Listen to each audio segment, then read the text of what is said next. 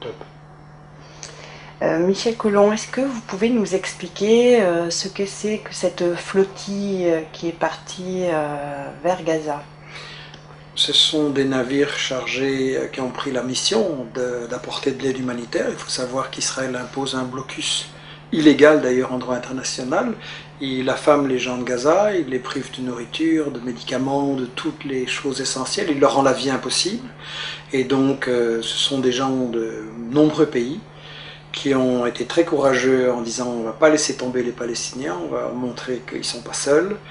Ils savaient qu'il y avait un risque à ce point-là, personne n'aurait imaginé, mais ils savaient qu'il y avait un risque et moi je tiens à leur rendre hommage. On m'avait invité à y participer, je n'ai pas pu aller par manque de temps, je connais les gens qui étaient là et donc je tiens à leur rendre hommage parce qu'ils ont pris des risques pour aider les Palestiniens et je pense qu'on doit vraiment leur rendre hommage. Oui. Comment les Israéliens ont-ils pu faire cela? Quelles sont les raisons? Je pense que, en fait, les Israéliens prétendent qu'ils sont une démocratie, mais en volant les terres, les maisons par la violence et en attaquant tous les voisins, ils appliquent en fait ce que Ziegler, dans une interview qu'il m'a accordée récemment, disait c'est le fascisme à l'extérieur. C'est-à-dire que l'Europe, elle a sa démocratie à l'intérieur, mais à l'extérieur, elle soutient des régimes qui appliquent le fascisme envers les populations des pays du Sud, et il n'y a pas que les Palestiniens. Donc je pense que c'est une dictature coloniale, il faut avoir le courage de le dire. En 2010, il reste une colonie, c'est la dernière, Israël se maintient par la brutalité, c'est une dictature. Et est-ce que les Israéliens se moquent de l'opinion publique? En fait, non, ils y sont très sensibles.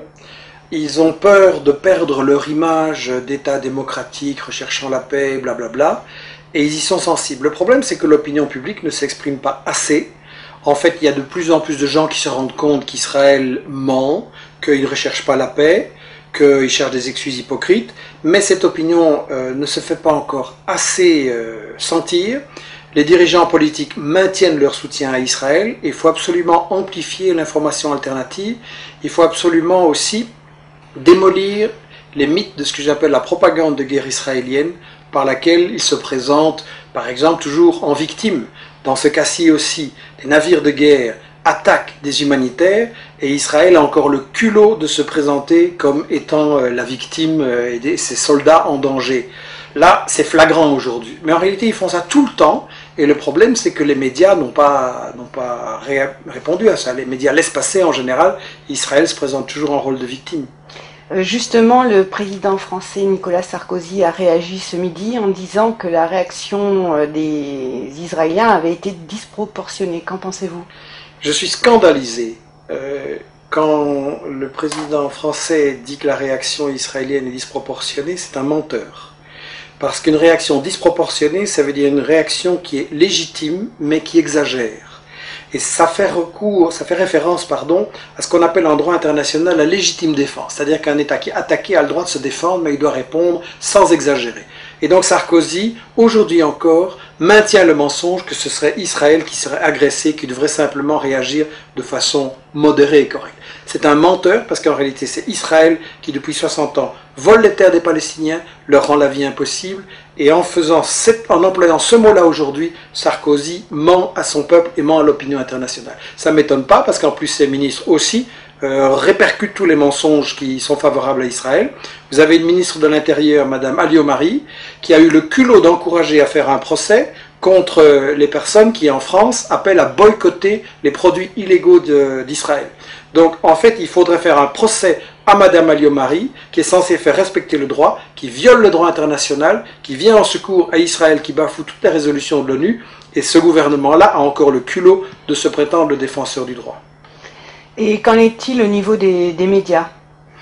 Je pense justement qu'on a un problème, et on le voyait aujourd'hui, moi j'étais scandalisé, on est là dans l'après-midi des événements, j'étais scandalisé en voyant les médias ce matin, à qui ils donnaient la parole au gouvernement israélien, qui reconduit ces mensonges, que c'était des gens dangereux, qui sont liés au terrorisme international, mais Je veux dire, c'est comme faire interviewer le violeur dans une affaire de faits divers, quoi. C'est ahurissant. Donner la parole aux victimes, donner la parole aux gens qui expliquent qu'Israël ment, donner la parole aux analystes qui vont vraiment éclairer les faits et pas aux gens qui ont commis ces crimes. Je suis scandalisé et pas étonné.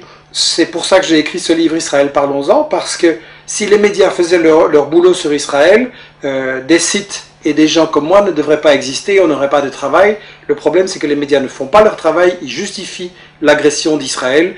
Et le problème, c'est que là, aujourd'hui, il y a de l'indignation, toute la semaine aussi, et puis ça va retomber. Et chaque fois qu'on va présenter dans les médias, on va dire Israël riposte à des agressions et fait des représailles, etc. Israël est l'agresseur. Et suite à ce drame, qu'est-ce qui va se passer selon vous? Les gens sont parfois inquiets en disant Israël a tous les moyens, il peut tout se permettre, il est dans l'impunité. Je pense au contraire que quand Israël commet ses actes, ça montre qu'il est en position de faiblesse. Vous savez, la CIA publie chaque année un rapport sur la situation au Moyen-Orient. D'habitude, il est très optimiste et l'année dernière, il était au contraire catastrophiste en disant dans 15 ou 20 ans, Israël n'existe plus. Et tout simplement, ils se rendent compte qu'Israël, avec son arrogance, son agressivité, est en train de retourner l'opinion publique internationale contre eux et qu'ils vont se faire complètement isoler. Et si le monde arabe, il y a un peu moins de gouvernements traîtres et vendus aux États-Unis et un peu plus de gouvernements qui défendent les intérêts de leur population, qui veulent, comme Chavez, utiliser le pétrole, non pas pour enrichir les multinationales et enrichir quelques milliardaires, mais pour mettre fin à la pauvreté, donner l'éducation, les soins de santé, etc. à tout le monde, à ce moment-là, je pense que les choses vont pouvoir changer. Et je crois que ce qui est important, c'est de voir notre responsabilité à tous.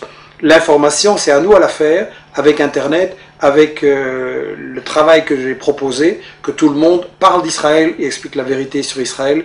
Et à ce moment-là, je pense que là, ça va enfin pouvoir s'arrêter et qu'on va enfin pouvoir imposer une solution de paix et de paix juste au Moyen-Orient.